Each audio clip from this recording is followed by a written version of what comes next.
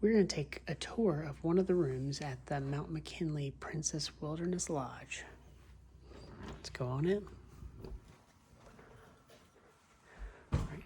When you first walk in, you got some closet space here where you can hang some of your clothes and set your luggage down there.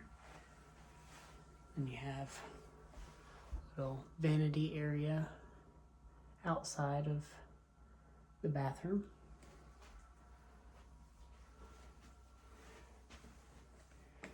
And then the bathroom with a tub and shower. There you have your shampoo, conditioner, and body wash. So if you don't like those, be sure and bring your own.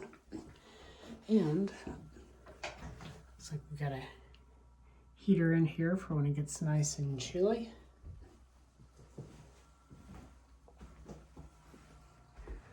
Into the room. We have two beds. Kind of looks like doubles. I'll have to double check that. Double check. They look like doubles. Mirror and little sitting area. Small TV, but I imagine you're probably not going to be watching too much TV while you're here. You're not going to be spending a lot of time here anyway. So, your coffee maker.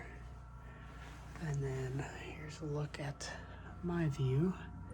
You can see some of the mountains over there in the distance.